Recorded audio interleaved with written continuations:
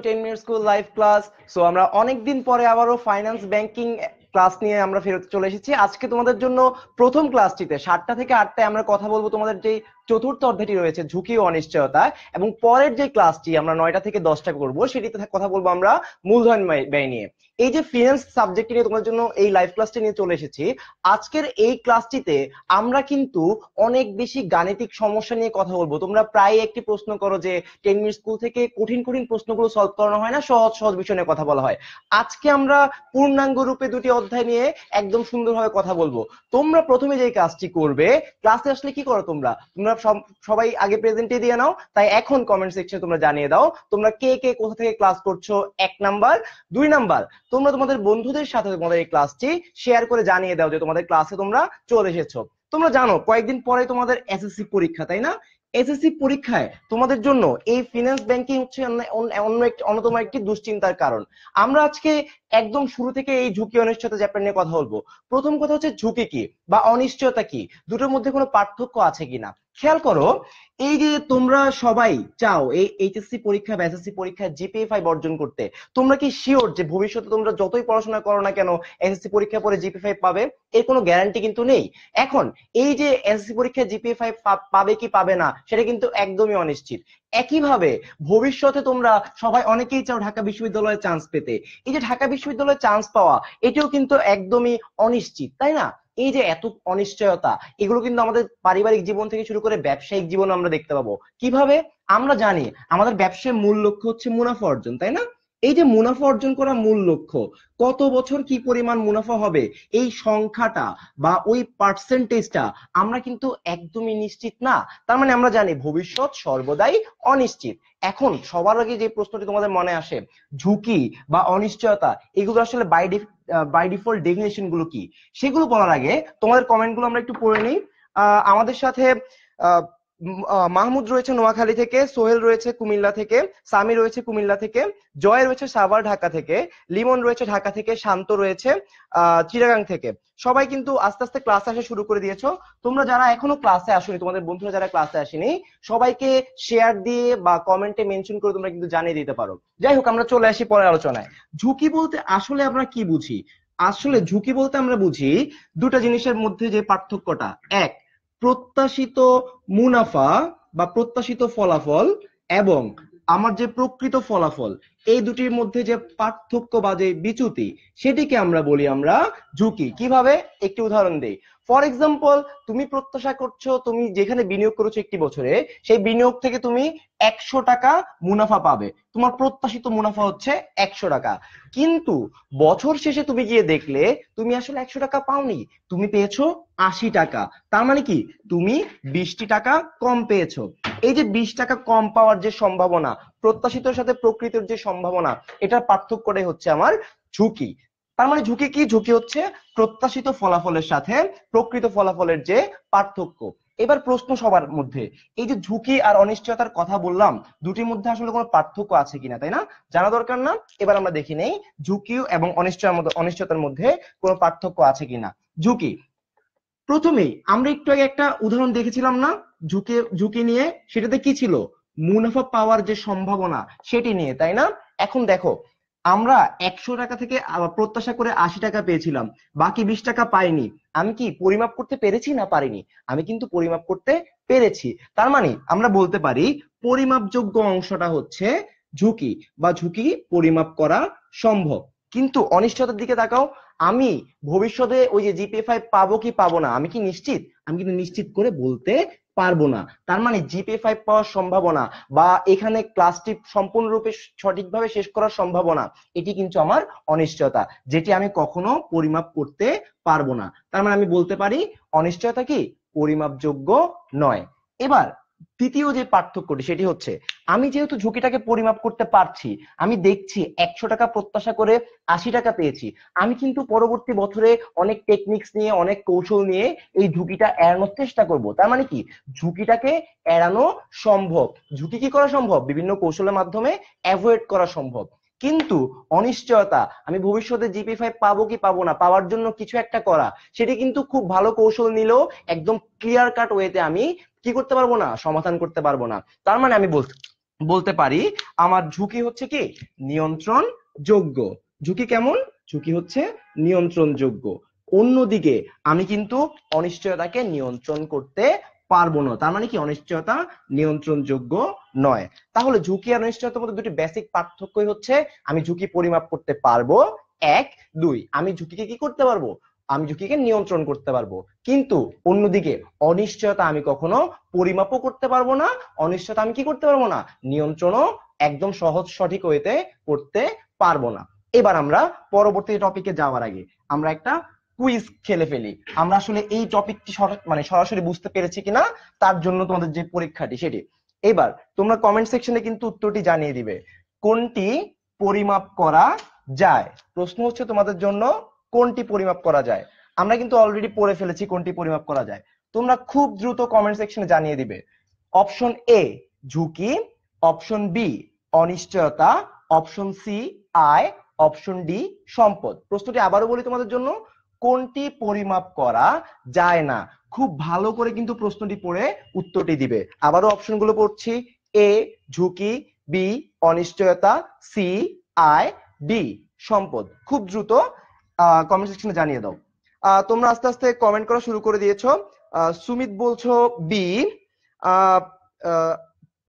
RD বলছো B, আবার সে C তে আনসার করে ফেলেছে, তার মানে সে এখনো কনফিউজড। খুব দ্রুত জানিয়ে দাও সঠিক উত্তর কোনটি। বিজয় বলছো অনিশ্চয়তা, তার মানে তুমি কাছাকাছি যাচ্ছ। আরেকজন বলেছো বি 100% শিওর, নীরব বলছো বি, সুমিত বলছো অনিশ্চয়তা, রাফি বলছো অনিশ্চয়তা, ইশিকা আফরোজ বলছো অনিশ্চয়তা, লিমন বলছো ঝুঁকি। এবার আমরা কারেক্ট আনসারটি দেখে নেই। দেখো কোনটি পরিমাপ করা যায় না, একটু আগে আমি কিন্তু বলেছিলাম যে জিপিএ 5 পাওয়ার সম্ভাবনা ভবিষ্যতে সেটিকে আমি পরিমাপ করতে পারবো, পারবো না, কিন্তু এটা হচ্ছে আমার অনিশ্চয়তা। কিন্তু তোমরা অনেকে কিন্তু ঝুঁকি আনসার করেছো, আমি আবারও দাগ দিয়ে দিয়েছিলাম কোনটি পরিমাপ করা যায় না। তাহলে কারেক্ট আনসার কোনটি? কারেক্ট আনসার হচ্ছে অনিশ্চয়তা। এটি আমি কখনো পরিমাপ করতে পারবো না, কিন্তু আমি ঝুঁকি পরিমাপ করতে পারবো। তার মানে কারেক্ট আনসার হচ্ছে আমাদের জন্য বি। তোমরা যারা যারা এই সঠিক উত্তরটি দিতে পেরেছো 10 মিনিট স্কুলের পক্ষ থেকে সবাইকে অনেক বেশি অভিনন্দন। তোমরা কিন্তু আসলে কিছু শিখতে পারছো। তোমরা যদি চাও তোমাদের বন্ধুরাও এই বিষয়গুলো শিখে নিক, তাহলে কিন্তু তোমাদের বন্ধুদের সাথে কমেন্ট সেকশনে শেয়ার করে বা তোমাদের সাথে ওয়ালে শেয়ার করে জানিয়ে দিতে পারো। এবার আমরা পরবর্তী টপিকে চলে যাই। আমরা কিন্তু ঝুঁকি অনিশ্চয়তা কি পড়েছি, পার্থক্য পড়েছি। এবার ঝুঁকির উৎস বা প্রকারভেদ, এখান থেকে কিন্তু সৃজনশীলে প্রায় প্রশ্ন আসে। তোমরা দেখবে একটি উদ্দীপক দিয়ে বলবে, সেখানে অনেক ধরনের ঝুঁকির কথা বলে একটি ঝুঁকিকে ডিফাইন করে বলবে। গ নাম্বারে উপরোক্ত পর্যায়ে বা উপরোক্ত প্রতিষ্ঠানে কোন ঝুঁকিটি বিদ্যমান, তখন কিন্তু তোমাকে আনসার করতে হবে কোন ঝুঁকি। তাই আমাকে আগেই সবার আগে ঝুঁকির প্রকারভেদ গুলো কনসেপচুয়ালি বুঝতে হবে। তাহলে আমরা প্রকারভেদ গুলো লিখে ফেলি। ঝুঁকিকে মেইনলি দুটি দৃষ্টিকোণ থেকে দেখা হয়। কয়টি দৃষ্টিকোণ? দুটি। এক, ঝুঁকিকে আমরা প্রতিষ্ঠানের দৃষ্টিকোণ থেকে দেখতে পারবো। দুই, ঝুঁকিকে আমরা বিনিয়োগকারীর দৃষ্টিকোণ থেকে দেখতে পারবো। দুটি দৃষ্টিকোণ থেকে এই ঝুঁকিকে আবার দুভাগে ভাগ করা যায়। প্রথমেই আমরা আগে প্রতিষ্ঠানের দৃষ্টিকোণ থেকে যে শ্রেণী বিভাগটি সেটি একটু বুঝে নেই। প্রতিষ্ঠানের দৃষ্টিকোণ থেকে ঝুঁকিকে দুই ভাগে ভাগ করা যায়। এক, ব্যবসায়িক ঝুঁকি। দুই নাম্বার, আর্থিক ঝুঁকি। কয় ভাগে ভাগ করা যায় প্রতিষ্ঠানের দৃষ্টিকোণ থেকে? উত্তর হচ্ছে দুই। একটি হচ্ছে ব্যবসায়িক ঝুঁকি, আরেকটি হচ্ছে আর্থিক ঝুঁকি। দুটির মধ্যে কিন্তু পার্থক্য রয়েছে। আমাদেরকে বুঝতে হবে কোনটি ব্যবসায়িক ঝুঁকি, কোনটি আর্থিক ঝুঁকি। চলো আমরা একটা এক্সাম্পল দেখে নেই। আমাদের অনেক ধরনের ব্যবসায়িক ট্রানজাকশন হয় ডেইলি, তাই না? কি ধরনের?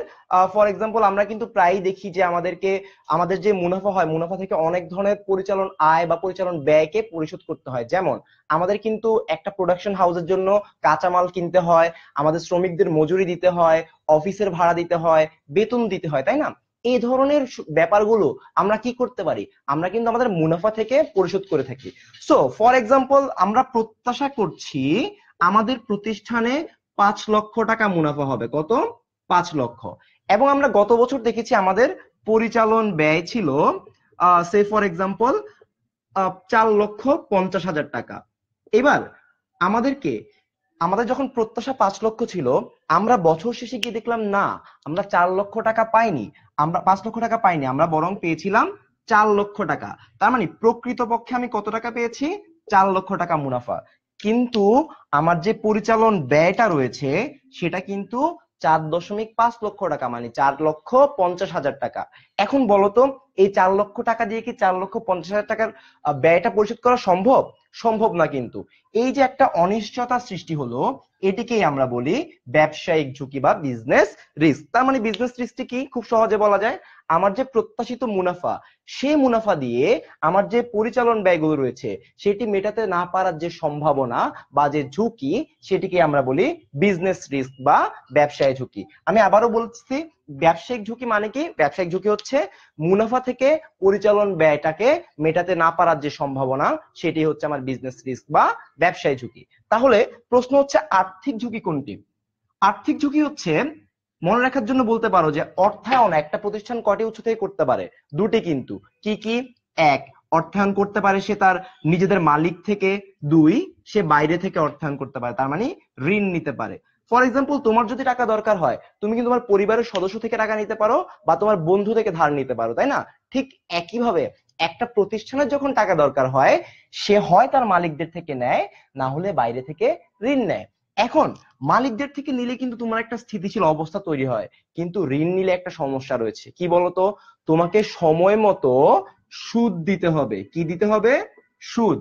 মানে যারা তোমাকে টাকা দিবে তাদেরকে বিনিময়ে সুদ দিতে হবে, এবং সময় শেষে তোমাকে কি দিতে হবে? আসল দিতে হবে। এই যে সুদ দেওয়া, সময় মতো আসল দেওয়া, এটা কি তুমি নিশ্চিতভাবে শিওর যে তুমি দিতেই পারবে সময় মতো? শিওর না কিন্তু। তার মানে এখানেও এক ধরনের অনিশ্চয়তা বিদ্যমান, এক ধরনের ঝুঁকি বিদ্যমান, ভবিষ্যৎ রিলেটেড।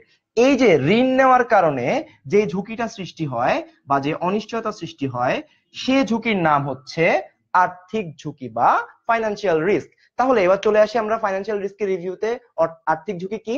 আর্থিক ঝুঁকি হচ্ছে ঋণ নেওয়ার কারণে সুদ মেটানো বা আসল পরিশোধ করা বহির্দায় হোল্ডারদেরকে যে ঝুঁকিটা বিদ্যমান, সেই ঝুঁকির নামই হচ্ছে আর্থিক ঝুঁকি বা কি ফাইন্যান্সিয়াল রিস্ক। তাহলে দুটিকে আমরা সাম আপ করে ফেলি। আমরা প্রতিষ্ঠানের দৃষ্টিকোণ থেকে ঝুঁকিকে দুই ভাগে ভাগ করেছিলাম, এক বিজনেস রিস্ক বা ব্যবসায়িক ঝুঁকি, দুই আর্থিক ঝুঁকি।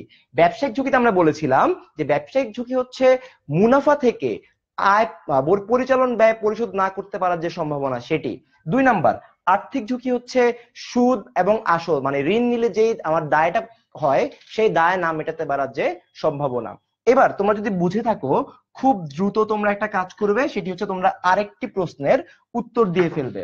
প্রশ্নটি হচ্ছে তোমাদের জন্য, আহ বহিস্থ উৎস থেকে অর্থায়ন বা ঋণ না নিলে কোন ঝুঁকি হবে না? খুব চিন্তা ভাবনা করে উত্তরটি দিয়ে ফেলো। প্রশ্নটি খুব ভালো করে পড়বে, তারপরে উত্তর দেবে। প্রশ্নটি হচ্ছে আবার তোমাদের জন্য, বহিস্থ উৎস থেকে অর্থায়ন বা ঋণ না নিলে কোন ঝুঁকি একদমই থাকবে না? অপশন এ রয়েছে ব্যবসায়িক ঝুঁকি, অপশন বি আর্থিক ঝুঁকি, অপশন সি সুদ হার ঝুঁকি, অপশন ডি তারল্য ঝুঁকি। খুব দ্রুত কমেন্ট সেকশনে জাস্ট নাম্বারটা বলে দাও। তোমার কারেক্ট আনসার কি এ মনে হচ্ছে, না বি, না সি, না ডি? আবারও বলছি তোমাদের জন্য প্রশ্নটি, বহিস্থ উৎস থেকে মানে বাইরে থেকে অর্থায়ন বা ঋণ না নিলে কোন ঝুঁকি থাকবে না? এ ব্যবসায়িক ঝুঁকি, বি আর্থিক ঝুঁকি, সি সুধার ঝুঁকি, এবং ডি তারল্য ঝুঁকি।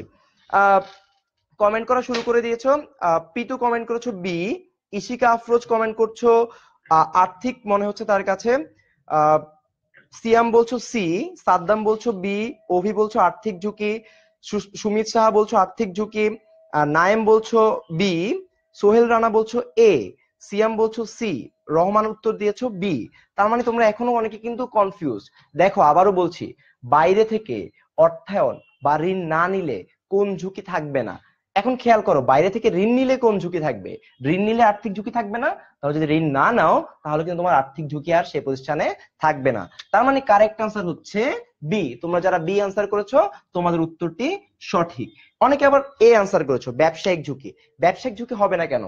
কারণ হচ্ছে বহিস্থ উৎস থেকে অর্থায়ন না করলেও, ঋণ না নিলেও তোমার কিন্তু ঝুঁকি থেকে যায়। কোন ঝুঁকি? তোমার যে মুনাফা হতে পারে, সেই মুনাফাটা তুমি যে ব্যয়টা রয়েছে সেই ব্যয়টা মেটাতে পারবে কি না পারবে, সেটার ঝুঁকিটা কিন্তু থেকেই যায়। সো আমি যদি ঋণ না নেই, আমার আর্থিক ঝুঁকি থাকবে না। আশা করি এবার সবাই বুঝতে পেরেছো। তাই তোমরা যদি চাও তোমাদের বন্ধুরাও এই ব্যাপারগুলো খুব সহজে বুঝে নিক, তোমরা কিন্তু তোমাদের বন্ধুদের সাথে ক্লাসটি শেয়ার করে দিতে ভুলবে না। এবার আমরা দ্বিতীয় পর্যায়টিতে চলে যাই, বিনিয়োগকারীর দৃষ্টিকোণ থেকে ঝুঁকি।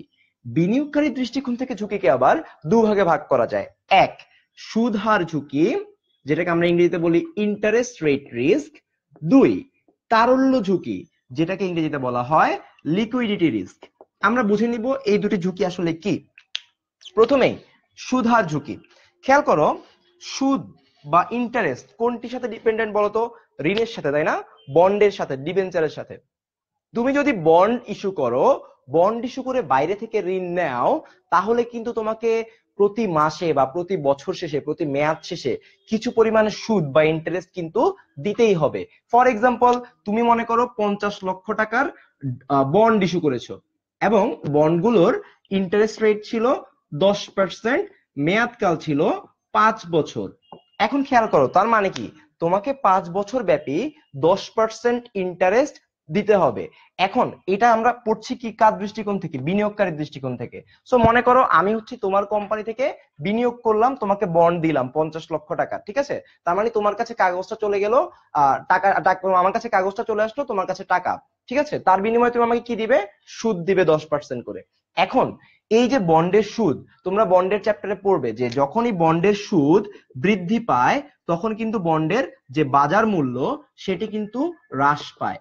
আবার বন্ডের সুদ যখন হ্রাস পায় তখন বন্ডের বাজার মূল্য বৃদ্ধি পায়। এখন এই যে 10% ইন্টারেস্ট, মার্কেটে যদি আবার এই 10% ইন্টারেস্টটা কম বেশি উঠানামা করে, তখন কিন্তু আমার জন্য মানে বিনিয়োগকারীর জন্য একটি ঝুঁকি বিদ্যমান থেকে যায়। এই যে সুদের হারটা উঠানামা করার যে ঝুঁকি, এই ঝুঁকিটাকে আমরা বলছি সুদ হার ঝুঁকি বা ইন্টারেস্ট রেট রিস্ক। আবারও বলছি তোমাদের জন্য, তোমরা এই যে ইন্টারেস্ট নিয়ে কথা বলবা, বন্ড নিয়ে কথা বলো, বন্ডে বিনিয়োগ করার কারণে বিনিয়োগকারীদের কিন্তু ইন্টারেস্ট দেওয়া হয় এবং এই ইন্টারেস্টের সাথে বন্ডের বাজার মূল্যের সম্পর্কটা হচ্ছে নেগেটিভ। তার মানে হচ্ছে সুদের হার বাড়লে বাজার মূল্যটা কমে যায় এবং সুদের হার কমলে বাজার মূল্যটা বেড়ে যায়। এই দুটোর যে নেগেটিভ সম্পর্ক, তার কারণে কিন্তু বিনিয়োগকারীর জন্য একটি ঝুঁকি বিদ্যমান থেকে যায়। কারণ সুদের হার যদি বেড়ে যায়, বিনিয়োগকারী বন্ডের বাজার মূল্য কিন্তু হ্রাস পেয়ে যায়, তাই এটি তার জন্য খারাপ না। এই ঝুঁকিটাকে বলা হয় সুদের হার ঝুঁকি। মনে রাখবে সব সময়, এই সুদের হার ঝুঁকি সব সময় বন্ড বা ডিবেঞ্চারের সাথে রিলেটেড। বন্ড বা ডিবেঞ্চারে বিনিয়োগ করলেই এই ঝুঁকির উদ্ভব ঘটে, আর যদি বন্ড বা ডিবেঞ্চারে বিনিয়োগকারী বিনিয়োগ না করে তাহলে কিন্তু তার এই ঝুঁকি থাকে না। এটাই হচ্ছে আমার সুদের হার ঝুঁকি। দেখি তোমরা বুঝতে পারছো কিনা। আর তোমাদের যদি কোনো প্রশ্ন থেকে থাকে এই বন্ডের সুদের হার ঝুঁকি নিয়ে বা তারল্য ঝুঁকি নিয়ে, তোমরা কিন্তু আমাদের কমেন্ট সেকশনে জানাতে পারো। আচ্ছা, ঠিক আছে, এবার আমরা পরের যে শ্রেণী বিভাগটি সেটিতে চলে যাই। তারল্য ঝুঁকি, লিকুইডিটি রিস্ক। প্রথম কথা হচ্ছে, তারল্য বা লিকুইডিটি মানে কি? তারল্য বা লিকুইডিটি মানে হচ্ছে স্বল্প মেয়াদী বা খুব দ্রুত দায় পরিশোধ করার যে ক্ষমতা। যার কারণে আমরা বলি নগদ টাকা হচ্ছে তরল সম্পদ, তাই না? নগদ টাকা বা ক্যাশ হচ্ছে আমার তরল সম্পদ। কেন আমরা এটাকে তরল সম্পদ বলি, তারল্য বলি? কারণ আমি যদি কাউকে টাকা দিয়ে দেই, সে কিন্তু আমার তার সাথে দেনা পাওনাটা মিটে যায় এবং টাকা দিয়ে আমি অনেক কিছু করতে পারি, অনেক সম্পদ কিনতে পারি, অনেক দায় পরিশোধ করতে পারি। তাই নগদ টাকা হচ্ছে সর্বাপেক্ষা তরল সম্পদ, সর্বাপেক্ষা দ্রুত দায় পরিশোধ করার মাধ্যম। এইবার তোমাদের জন্য প্রশ্ন হচ্ছে, এই তারল্য ঝুঁকিটা তাহলে আসলে কি? তার আগে আমি তোমাদেরকে উত্তর দেওয়ার আগে বলে দেই, তোমরা যদি না পারো মিলিয়ে নিতে পারো। মনে করো তুমি শেয়ারে বিনিয়োগ করেছো, আমরা বলছি কিন্তু বিনিয়োগকারীর দৃষ্টিকোণ থেকে। এখন এই যে শেয়ারে বিনিয়োগ করেছো, তুমি কিন্তু ইচ্ছা করলেই তোমার যে শেয়ারটা সেটি হস্তান্তর করতে পারবে সেকেন্ডারি মার্কেটে। কিভাবে? আমরা কিন্তু এর আগের ক্লাসটিতে শেয়ার বন্ড নিয়ে পড়াশোনা করেছিলাম, সেখানে বলেছিলাম পাবলিক লিমিটেড কোম্পানির শেয়ার কিন্তু অবাধে হস্তান্তরযোগ্য। ফর এক্সাম্পল, তুমি 100 টাকা দামের 10টি শেয়ার কিনেছো, তার মানে একটা কোম্পানিতে তোমার সম্পদ হচ্ছে 1000 টাকা। এই 1000 টাকা তুমি চাইলে কিন্তু সেকেন্ডারি মার্কেটে গিয়ে অন্য একজন বিনিয়োগকারীর কাছে দিয়ে টাকাটা নিতে পারো, শেয়ারটা ট্রান্সফার করে দিয়ে। এই যে তোমার যে হস্তান্তর যোগ্যতা, এটি কি প্রমাণ করে? এটি প্রমাণ করে তোমার যখন টাকা প্রয়োজন, তুমি কিন্তু সেকেন্ডারি মার্কেটে গিয়ে এই শেয়ারটাকে তরল সম্পদে রূপান্তর করতে পারো। কিন্তু তুমি চাইলেই কিন্তু বন্ড আর ডিবেঞ্চার এগুলোকে খুব দ্রুত নগদ টাকায় রূপান্তর করতে পারবে না। কেন? বাংলাদেশে কিন্তু ঠিক সেভাবে শেয়ার মার্কেটের মতো বন্ড মার্কেট উঠে আসেনি। বাংলাদেশে কর্পোরেট প্রায় 3টি বন্ড রয়েছে মাত্র। এছাড়া কিন্তু তেমন বন্ড মার্কেট বাংলাদেশে নেই। তার কারণে বন্ড কিন্তু খুব দ্রুত নগদ টাকায় রূপান্তর করা সম্ভব নয়, তারল্যে রূপান্তর করা সম্ভব নয়। তার মানে একটি বিনিয়োগে আমার নগদ টাকায় দ্রুত রূপান্তর করা বা তারল্যে রূপান্তর করা যে ঝুঁকিটা থেকে যায়, সেটি হচ্ছে আমার তারল্য ঝুঁকি। এবং তার কারণে বলা হয় শেয়ারে বিনিয়োগ সর্বাপেক্ষা দ্রুত তারল্য দেয় আমাকে, সর্বাপেক্ষা কম ঝুঁকিপূর্ণ শেয়ার এবং বন্ডের মধ্যে। এটি তোমাদেরকে মনে রাখতে হবে। এবার আমরা আরেকটি কুইজ দেখে ফেলবো, যদি আমরা সুদ হার ঝুঁকি আর তারল্য ঝুঁকি বুঝে থাকি। তার আগে একটা সামারি দিয়ে ফেলি। সুদ হার ঝুঁকি কোনটি? ইন্টারেস্ট রেট রিস্ক, যেটাকে ইংরেজিতে বলা হয়। বন্ডে বিনিয়োগ করার কারণে বন্ডের সুদের হার বেড়ে গেলে বাজার মূল্য কমে যাওয়ার যে সম্ভাবনা, সেটি হচ্ছে সুদ হার ঝুঁকি। এবং তারল্য ঝুঁকি হচ্ছে তোমার এই বন্ড বা শেয়ার এগুলোকে নগদ টাকায় রূপান্তর করতে পারার বা না পারার যে সম্ভাবনা, যে ঝুঁকি, সেটি হচ্ছে আমার তারল্য ঝুঁকি। এবার তাহলে আমরা পরের প্রশ্নটির উত্তর দিয়ে ফেলি। প্রশ্ন হচ্ছে তোমাদের জন্য, বন্ড বা ডিবেঞ্চারে বিনিয়োগকারীরা কোন ঝুঁকি মোকাবেলা করে থাকে বা কোন ঝুঁকি মোকাবেলা করতে হয়? আমি কিন্তু একটু আগেই বলেছিলাম, সামারি দেওয়ার সময় বলেছিলাম। সঠিক উত্তরটি কমেন্ট সেকশনে জানিয়ে দাও, আমি কিন্তু তোমাদের কমেন্টগুলো পড়বো। বন্ড বা ডিবেঞ্চারে বিনিয়োগকারীরা কোন ধরনের ঝুঁকি মোকাবেলা করে? অপশন এ ব্যবসায়িক ঝুঁকি, অপশন বি আর্থিক ঝুঁকি, অপশন সি সুদ হার ঝুঁকি, অপশন ডি তারল্য ঝুঁকি। এবার তোমরা দ্রুত কমেন্ট সেকশনে সঠিক উত্তরটি জানিয়ে দাও, তাহলে আমি বুঝতে পারবো তোমরা আসলে ঝুঁকি শ্রেণীবিভাগটি খুব ভালোভাবে বুঝতে পেরেছো কিনা। আবারও বলছি, বন্ড বা ডিবেঞ্চারে বিনিয়োগকারীরা কোন ঝুঁকি মোকাবেলা করে থাকে বা কোন ঝুঁকি মোকাবেলা করে? এ ব্যবসায়িক ঝুঁকি, বি আর্থিক ঝুঁকি, সি সুদ হার ঝুঁকি এবং ডি তারল্য ঝুঁকি। আনিকা কমেন্ট করেছো সি, পিতু কমেন্ট করেছো সি, অভি বলছো সি হবে, শান্ত বলছো সি, শাহ বলছো বি। ভালো করে প্রশ্নটি পড়ো।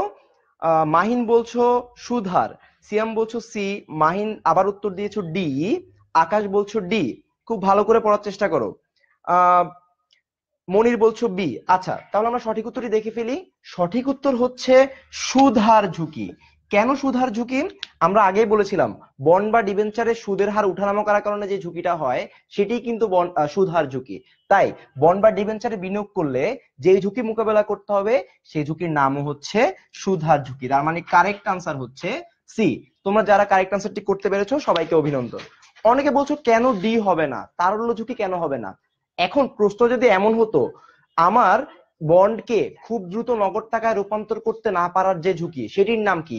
সেটি হতো তারল্য ঝুঁকি। কিন্তু বন্ড বা ডিবেঞ্চারের সাথে সরাসরি জড়িত হচ্ছে আমার সুদ হার ঝুঁকি বা ইন্টারেস্ট রেট রিস্ক। এবার আশা করি তোমরা সবাই ব্যাপারটি খুব ক্লিয়ারলি বুঝতে পেরেছো।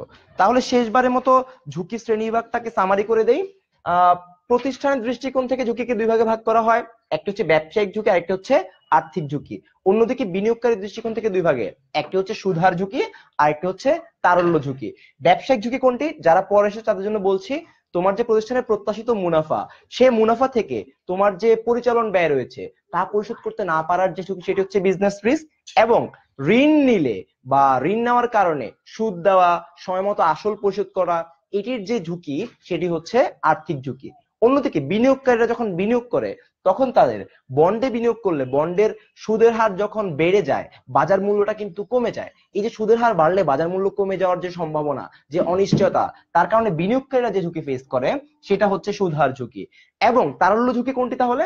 তারল্য ঝুঁকি হচ্ছে তোমার যে সিকিউরিটি রয়েছে, যেখানে তুমি বিনিয়োগ করেছো, সেই বিনিয়োগকৃত টাকাটা খুব দ্রুত যদি তুমি নগদ টাকায় রূপান্তর করতে না পারো, তার যে অনিশ্চয়তা, তার যে সম্ভাবনা, সেটি হচ্ছে তারল্য ঝুঁকি বা লিকুইডিটি রিস্ক। আশা করি এবার তোমরা ঝুঁকি অনিশ্চয়তার যে প্রকারভেদটি, ঝুঁকির প্রকারভেদটি, সেটি পরিষ্কার হয়ে গিয়েছো। তাহলে আমরা পরের টপিকে চলে যাব, যেটি হচ্ছে ঝুঁকিমুক্ত আয় বনাম ঝুঁকি বহুল আয়। আচ্ছা, এবার আবারও বলছি, তোমাদের যদি কোনো প্রশ্ন থেকে থাকে, তোমরা কিন্তু কমেন্ট সেকশনে জানিয়ে দিতে ভুলো না। আমি যদি কোনোভাবে এখন কমেন্ট পড়তে মিসও করি, আমি কিন্তু কমেন্ট সেকশনে গিয়ে তোমাদের এই প্রশ্নগুলোর উত্তরগুলো রিপ্লাইতে দিয়ে দিব। আচ্ছা, এবার ঝুঁকিমুক্ত আয় বনাম ঝুঁকি বহুল আয়। আমরা আগে লিখে ফেলি। একটা আয় রয়েছে, সেটার নাম হচ্ছে ঝুঁকিমুক্ত আয়, আরেকটা হচ্ছে ঝুঁকি বহুল আয়। দুই ধরনের আয় রয়েছে। প্রশ্ন হচ্ছে দুটির মধ্যে পার্থক্য কি? আচ্ছা, নাম দিয়ে কিন্তু মোটামুটি বোঝা যাচ্ছে যে ঝুঁকিমুক্ত আয় কি, ঝুঁকি বহুল আয় কি। ঝুঁকিমুক্ত মানে কি?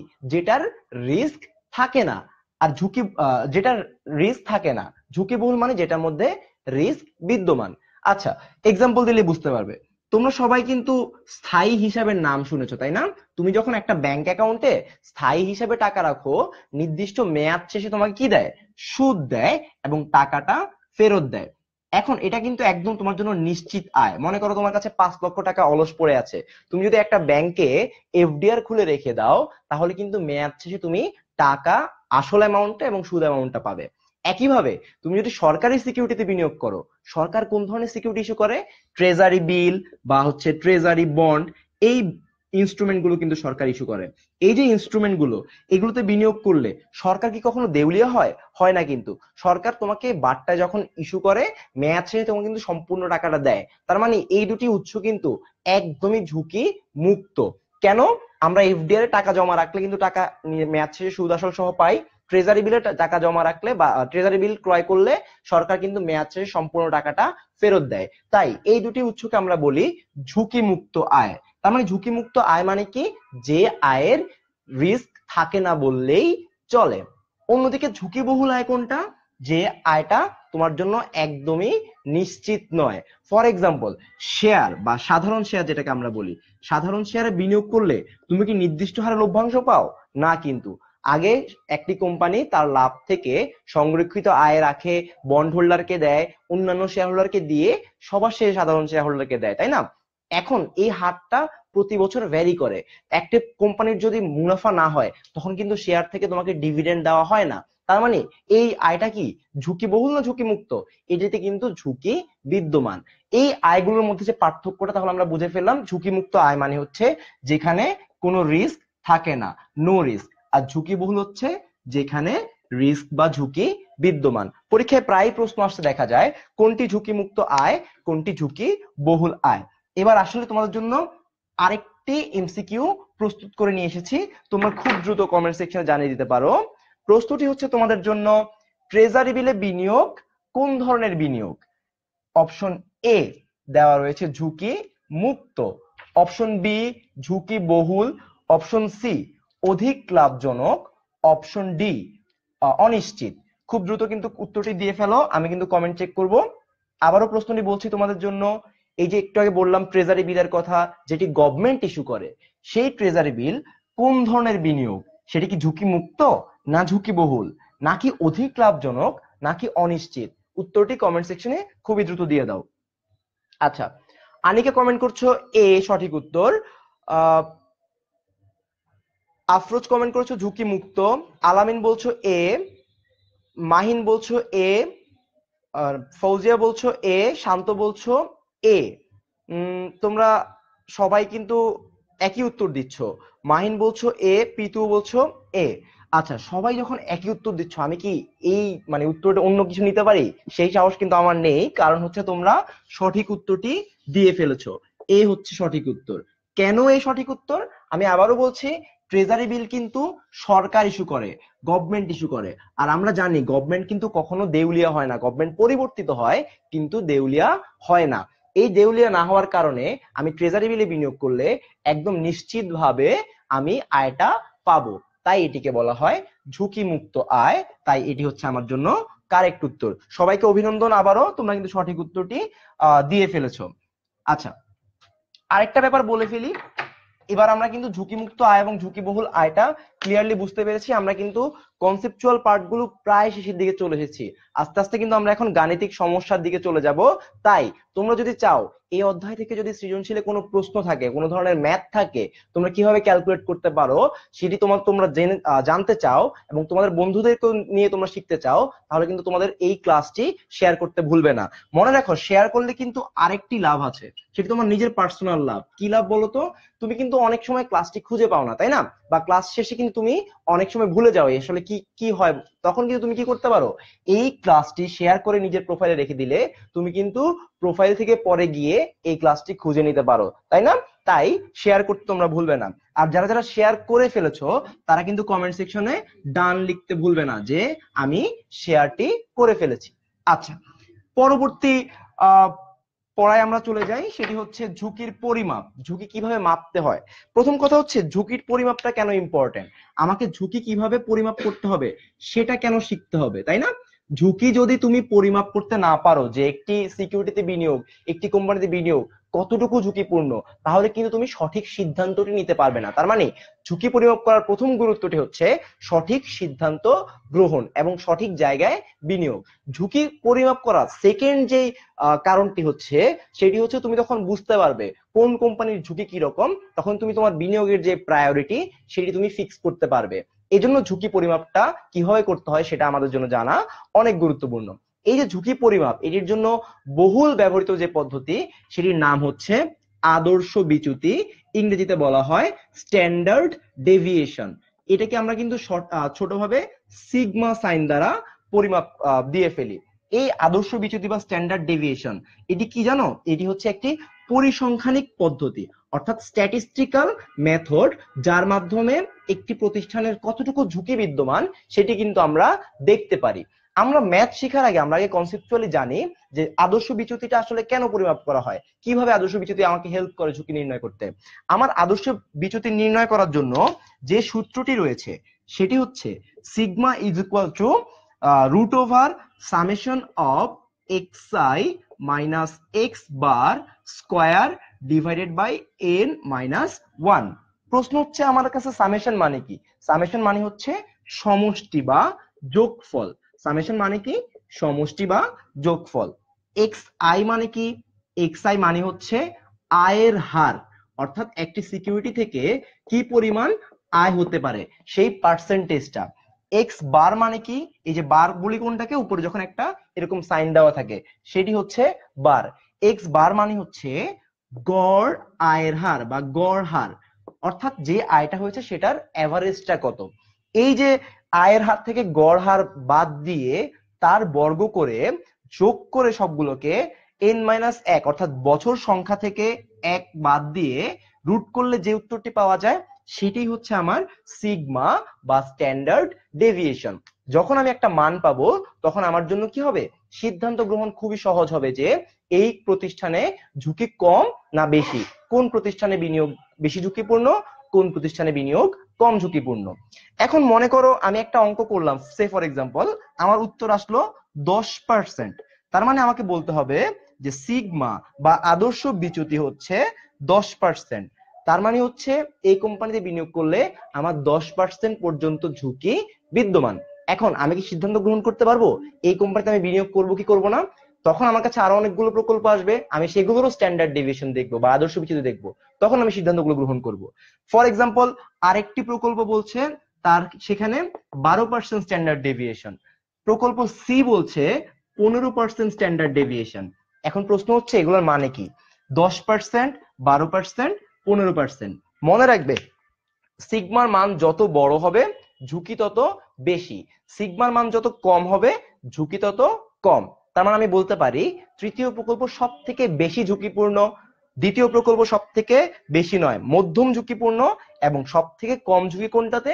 যেটার স্ট্যান্ডার্ড ডেভিয়েশন 10%। তখন আমি সিদ্ধান্ত গ্রহণ করব আমার কোম্পানির 10% যেখানে স্ট্যান্ডার্ড ডেভিয়েশন কম ঝুঁকি যেখানে, সেখানে বিনিয়োগ করার। তার মানে বুঝতে পারছো, আমি যদি স্ট্যান্ডার্ড ডেভিয়েশন নির্ণয় করতে পারি আমার কোম্পানির জন্য ঝুঁকিটাকে মিনিমাইজ করা অনেক বেশি সহজ হয়ে দাঁড়ায়। আচ্ছা, তাহলে আমাদের সিদ্ধান্ত গ্রহণ নীতিটা আমরা একটু আরেকবার রিভাইজ করে ফেলি। আমরা বুঝতে পারছি যে সিগমার মান অর্থাৎ আদর্শ বিচ্যুতি এর মান যত বেশি, তার মানে হচ্ছে বড় মান ইকুয়ালস টু কি? অধিক ঝুঁকি। বড় মান ইকুয়ালস টু অধিক ঝুঁকি। তোমরা চাইলে কিন্তু এটা নোট করে ফেলতে পারো, সিদ্ধান্ত গ্রহণের জন্য অনেক বেশি গুরুত্বপূর্ণ, প্রশ্ন আসে কিন্তু পরীক্ষায়।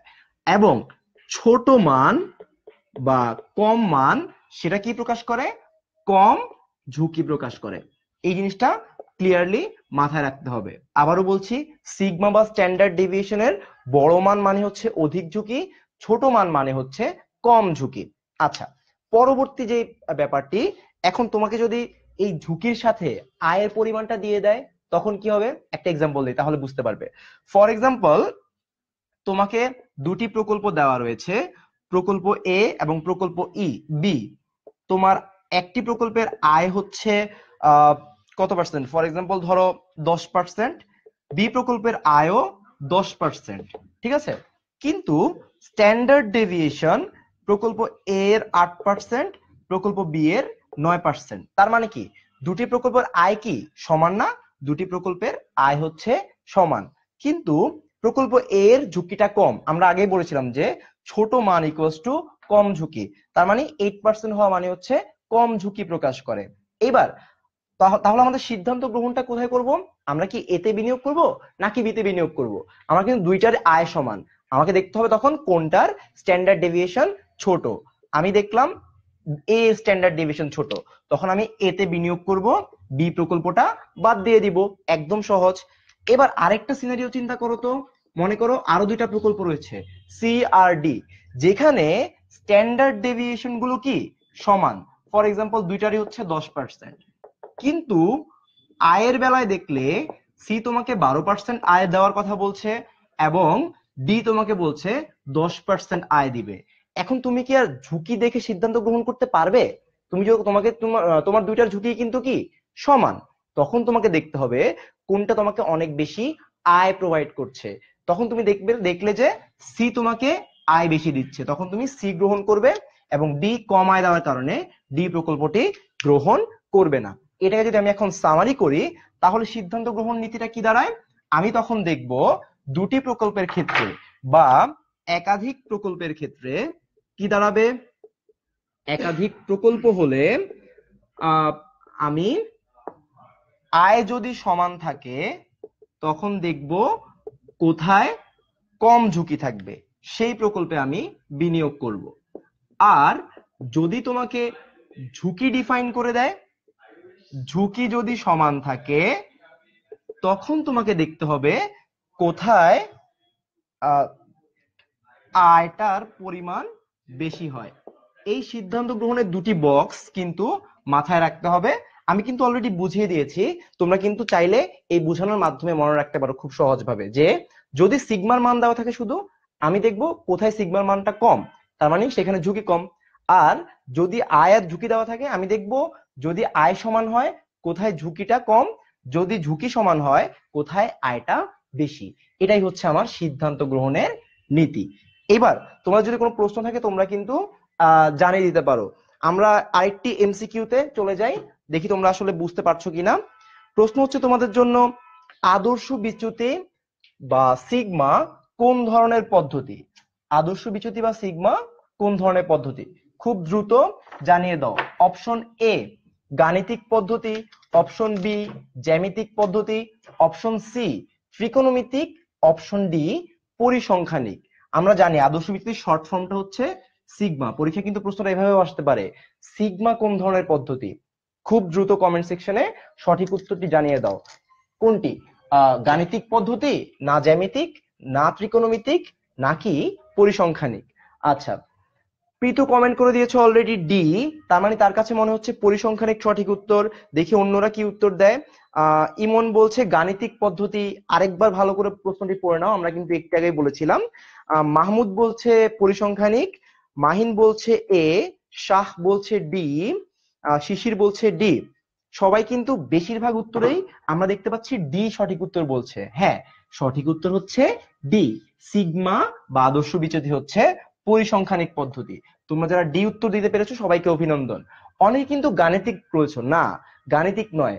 এই যে সিগমা বা স্ট্যান্ডার্ড ডিভিয়েশন, এটি একটি স্ট্যাটিস্টিক্যাল টেকনিক, অর্থাৎ পরিসংখ্যানিক পদ্ধতি। তাই যারা সঠিক উত্তর দিয়েছো সবাইকে অভিনন্দন।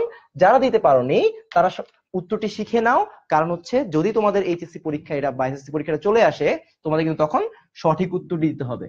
এইবার আমরা আজকের ক্লাসের যেটি অন্যতম গুরুত্বপূর্ণ গাণিতিক সমস্যা সেটি নিয়ে কথা বলবো। একটি সৃজনশীল দেখবো পূর্ণাঙ্গ, এবং সৃজনশীলটি কিভাবে সমাধান করতে হবে সেটি দেখে নিব।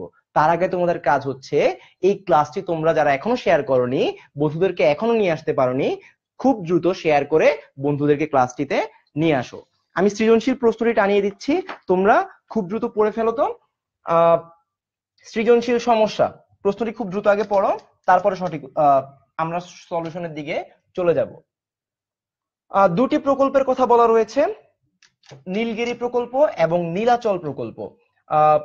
দুটির আয়ের হার দেওয়া রয়েছে 2014 সাল, 15 সাল, 16 সাল এবং 17 সালের। দুটি প্রকল্পের আমরা দেখতে পাচ্ছি আয়ের হারের পার্সেন্টেজ দেওয়া রয়েছে। আমাদের কাছে গ আর ঘ নাম্বার প্রশ্নটি দেওয়া রয়েছে। কেন আমি ক আর খ দেইনি? কারণ এতক্ষণ কিন্তু আমরা ক আর খ এর যে ধরনের প্রবাবল প্রশ্ন আসতে পারে প্রত্যেকটি বলেছি। ফর এক্সাম্পল তোমাকে ক তে প্রশ্ন করলো যে ঝুঁকি কাকে বলে, তখন তুমি কি উত্তর দিবে? যে প্রকৃত ফলাফল থেকে প্রত্যাশিত ফলাফলের মধ্যে যে পার্থক্য হওয়ার সম্ভাবনা থাকে বা বিচ্যুতি হওয়ার যে সম্ভাবনা থাকে সেটি হচ্ছে ঝুঁকি। তখন তুমি একে এক কিন্তু পেয়ে যাবে। আর যদি প্রশ্ন করে খ নাম্বারে ঝুঁকি আর অনিশ্চয়তার পার্থক্য কি, তখন কিন্তু দুইটা পার্থক্য লিখে ফেললে তুমি 2 পেয়ে যাবে। তার মানে ক আর খ কিন্তু আমরা খুব সহজে উত্তর দিতে পারবো।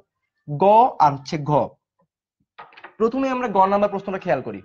নীলগিরি প্রকল্পের আদর্শ বিচ্যুতি নিরূপণ করো। অর্থাৎ আমার কাছে গ নাম্বারে জানতে চেয়েছে সিগমার পরিমাণটা কত। নীলগিরি প্রকল্প কোনটা? এই প্রকল্পটি। আমরা আগে প্রশ্নটা খুব ভালো করে পড়ি। আমার কাছে কি দেওয়া রয়েছে? আয়ের হার 20%, 6%, 15%, 23%, 4টা বছরের, তাই না? এবার আমরা আগে সূত্রটা মনে করে দেখি। সূত্রটা কি ছিল? Sigma equals to root over summation of xi minus x bar square divided by n minus 1। আচ্ছা, এইবার আমরা কিন্তু একে একে প্রত্যেকটা বের করে নিচ্ছি। প্রথম যেই ঘরটা আমাকে করতে হবে, আমি কিন্তু এটাকে বক্স আকারে করতে পারি, তাই না? আমাদেরকে আগে বছরগুলো লিখতে হবে। তার মানে বছর, দেন আমি দেখব এই যে xi বের করতে হবে, তাই না? xi মানে কি? আয়ের হার। আমরা আগেই বলেছিলাম xi মানে হচ্ছে আয়ের হার। আয়ের হারটা লিখবো। তারপরে আমি যেটা করব, গড় আয় থেকে আয়ের হারের ব্যবধান। গড় আয় থেকে কি? আয়ের হারের ব্যবধান, অর্থাৎ এই যে পার্টটা xi মাইনাস এক্স বার, এই পার্টটি। দেন আমি দেখব xi মাইনাস এক্স বারের যে পার্থক্য, এটার বর্গটা। এই 4টা পার্টে তুমি যদি করতে পারো অঙ্কটা, তাহলে কিন্তু তোমার জন্য খুব ছোটভাবে, খুব সহজভাবে সিস্টেমেটিক্যালি অঙ্কটি করা সম্ভব। আচ্ছা, আমরা কিন্তু প্রশ্ন থেকে অনেকগুলো পার্ট উঠে ফেলবো। আমাকে বছর দেওয়া রয়েছে না 4টা বছর নীলগিরি প্রকল্পের? কি কি? 14, 15, 16, 17। আমি আগে লিখে ফেলি। নতুন কিন্তু কিছু করছি না, জাস্ট যেটা প্রশ্নে দেওয়া রয়েছে সেটা আমি লিখে ফেলছি 2016, 2017 পর্যন্ত। আমাকে আয়ের হার দেওয়া রয়েছে কত? 20%, 6%, 15%, 23%। আমি জাস্ট সংখ্যাগুলো লিখে ফেলি। 20, তারপরে 6, তারপরে 15, তারপরে 23। এইবার আমাদের আসল কাজ শুরু। আমি যদি এখান থেকে এই xi থেকে x বার বাদ দিতে চাই, তখন আমার x বারটা লাগবে না, মানে গড় আয়টা লাগবে না। তখন আমি ছোট্ট করে এখানে গড় আয়টা বের করে ফেলবো। Summation of xi equals to কত? আমার এখানে আসছে 23 আর 15 কত? 38 আর 6 44 আর 20 64। কত আসলো? আমার যোগফল 64। এটা কিন্তু আমার গড় আয় না। আমার গড় আয় কি হবে?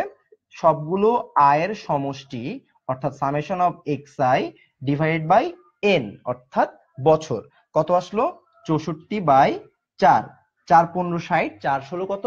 64। তার মানে আমার x বার, অর্থাৎ আয়ের হার কত? 16%। আমি কি পেয়ে গেলাম? আমার নীলগিরি প্রকল্পের x বার বা আয়ের হার 16%। আমার কাছে কি এটা জানতে চেয়েছে? না, আমার কাছে জানতে চেয়েছে আদর্শ বিচ্যুতিটা কত। এবার আমরা পরের স্টেপগুলোতে চলে যাই। সবাই কিন্তু স্টেপগুলো খুব ভালোভাবে খেয়াল করবে। প্রশ্ন থাকলে কমেন্ট সেকশনে জানাতে ভুলবে না। প্রথমেই 20 মানে হচ্ছে xi, এটা লিখলাম। তারপরে মাইনাস এক্স বার, আমি এক্স বার কিন্তু বের করেছি অলরেডি, 16%, তাই না? 16 লিখলাম।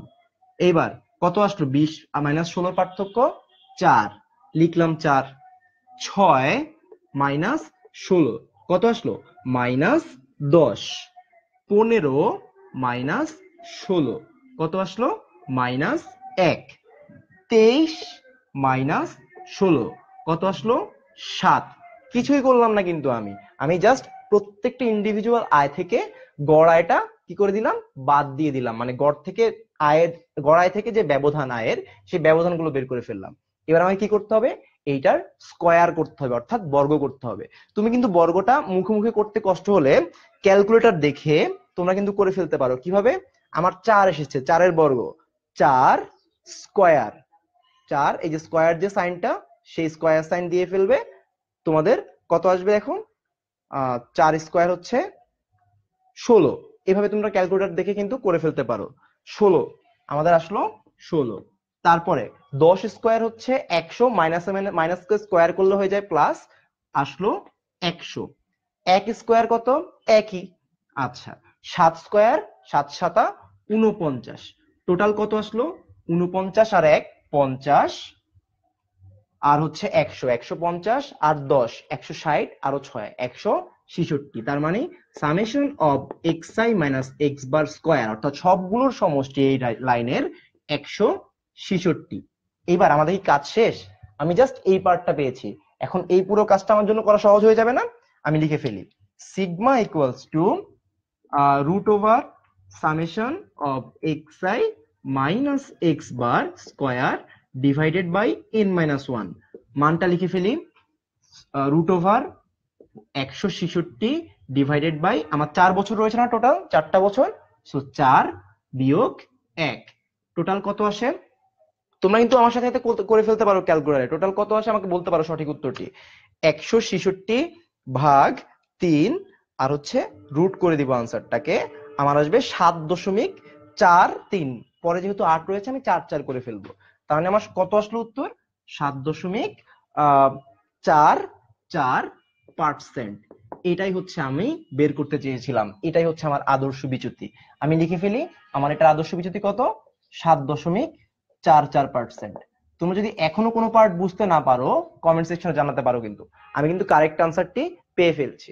আচ্ছা, এবার আমি বলি কিভাবে করেছি। প্রথমে আমরা বছরটা জাস্ট এখান থেকে উঠে ফেললাম, তারপরে আয়ের হার যা দেওয়া ছিল সিরিয়ালি লিখলাম, গড় আয় থেকে আমার আয়ের যে ব্যবধান সেই ব্যবধানটা লিখলাম, অর্থাৎ 20 মাইনাস 16, 23 মাইনাস 16 এভাবে বের করলাম, দেন জাস্ট স্কোয়ার করে দিলাম, তারপর আমি সূত্রের মধ্যে বসালে আমি সঠিক উত্তরটি পেয়ে গেলাম। 7.44 হচ্ছে আমার সিগমা। আচ্ছা, কেউ যদি এখনো প্রশ্ন থাকে তোমরা জানাতে পারো। ইশিকা বলছো 7.44%, সোহেল বলছো 7.4%, তার মানে তোমরা কিন্তু সঠিক উত্তর দিয়ে ফেলেছো। ভাইয়া অ্যাকাউন্টিং ক্লাসটা দিলে ভালো হতো বলছো শিশির। হ্যাঁ অবশ্যই, তোমাদের জন্য এই সপ্তাহেই কিন্তু ফাবলি আপু অ্যাকাউন্টিং ক্লাস নিয়ে চলে আসবে, দুশ্চিন্তার কোনো কারণ নেই। আগামী 2 দিন পরে কিন্তু ফাবলি আপুর ক্লাসটি করতে ভুলবে না। আচ্ছা, চ্যাপ্টার 5 এর উপর ক্লাসটা কবে হবে ইমার্জেন্সি? চেষ্টা করবো তোমাদের জন্য খুব দ্রুতই চ্যাপ্টার 5 এর ক্লাস নিয়ে আসতে। আচ্ছা, আনোয়ারও কমেন্ট করেছে 7.44%। আমরা কিন্তু সঠিক উত্তরটি পেয়ে গিয়েছি যে এই গ নাম্বারের উত্তর হচ্ছে 7.44%। তুমি যদি এই অঙ্কটা এইভাবে করতে পারো, তোমার জন্য কি একটা 3 নাম্বারের আনসার শিওর হয়ে গেল, তুমি কিন্তু 3 এ 3 পেয়ে গেলে। এবার পরেরটা, ঘ নাম্বার প্রশ্নটা খেয়াল করো কি বলেছে। প্রকল্প দুটির মধ্যে কোনটি অধিকতর গ্রহণযোগ্য? তোমার কাছে কি চেয়েছে? সিদ্ধান্ত গ্রহণ চেয়েছে না? আমরা কিন্তু সিদ্ধান্ত গ্রহণ করতে পারি। এখন সিদ্ধান্ত গ্রহণ করতে হলে তোমার কি লাগবে? তোমার লাগবে নীলাচল প্রকল্পের এই আয়ের হার এবং স্ট্যান্ডার্ড ডেভিয়েশন। আমরা নীলগিরিটা বের করেছি, নীলাচলেরটা কিন্তু এখনো বের করিনি। তাহলে চলো একই প্রক্রিয়ায় নীলাচল প্রকল্পেরটাও বের করে ফেলি। আচ্ছা, ঠিক একই প্রক্রিয়া, কোনো পরিবর্তন নেই, জাস্ট মানগুলোতে পরিবর্তন আসবে। কিভাবে চলো দেখে আসি। নীলাচল প্রকল্পের আয়ের হার দেওয়া রয়েছে 5%, 15%, 20% আর 24%। আমরা আগের মতো লিখে ফেলি 5, 15, 20 এবং 24। দেখো এটার সমষ্টি কত আসে, summation of X I equal to 24 আর 20 কত, 44, 5 49, 10 59, 5 64, আবারও 64 আসলো। আমি আবারও এক্স বার বের করার জন্য দুইটাকে ভাগ করব, 64 ভাগ সংখ্যা 4 বছর রয়েছে 4 দিয়ে ভাগ, টোটাল কত আসলো আমার? আবারও উত্তর আসলো 16%। তার মানে দেখো তোমার কিন্তু এই নীলাচল প্রকল্পের গড় আয় চলে এসেছে 16%। দুইটার কি সমান না? দেখো দুইটার আয়ের হারই কিন্তু সমান। এখন আমি কি সিদ্ধান্ত গ্রহণ করতে পারবো? পারবো না। তখন আমাকে কি করতে হবে? ওই সিদ্ধান্ত গ্রহণে দেখলাম যখন আয় সমান হয় তখন আমাকে দেখতে হবে কোনটার ঝুঁকি কম, অর্থাৎ কোনটার স্ট্যান্ডার্ড ডেভিয়েশন কম। আমি একটা প্রকল্পের অর্থাৎ নীলগিরি প্রকল্পের স্ট্যান্ডার্ড ডেভিয়েশন জানি, নীলাচলেরটা কি জানি? নীলাচলেরটা কিন্তু আমি মাত্র বের করছি, তাই না? ওকে, চলো আমরা নীলাচল প্রকল্পের স্ট্যান্ডার্ড ডেভিয়েশন বের করে ফেলি। আচ্ছা, প্রথমেই আয় থেকে কি বাদ দিব? আমার যে গড়টা সেটা বাদ দিব। 5 মাইনাস 16 কত? মাইনাস 11। তারপরে 15 মাইনাস 16 কত আসে? মাইনাস 1। 20 মাইনাস 16 কত আসে? 4। 24 মাইনাস 16 কত আসে? 8। আমার এই বিয়োগ করাটা হয়ে গেল। আমি কি বিয়োগ করলাম? জাস্ট প্রত্যেকটার আয়ের হার থেকে আমার যে গড় রয়েছে 16%, 16 সেটাকে বাদ দিলাম। বাদ দেওয়ার পর যেই মানগুলো আসবে সেগুলোকে আমাকে কি করতে হবে? স্কোয়ার বা বর্গ করতে হবে। প্রথমেই 11 স্কোয়ার কত? 121। ক্যালকুলেটর করলে কিন্তু এই জিনিস উত্তরটি পেয়ে যাবে। আর মাইনাসকে স্কোয়ার করলে আমরা জানি কি হবে? প্লাস। তারপর মাইনাস 1 এর স্কোয়ার হচ্ছে 1। 4 এর স্কোয়ার কত? 4 দুগুণা 4 চারা 16। 8 এর স্কোয়ার 8 আটা 64। এবার আমরা আগের মতো সামেশন করে ফেলবো, অর্থাৎ যোগ করে ফেলবো।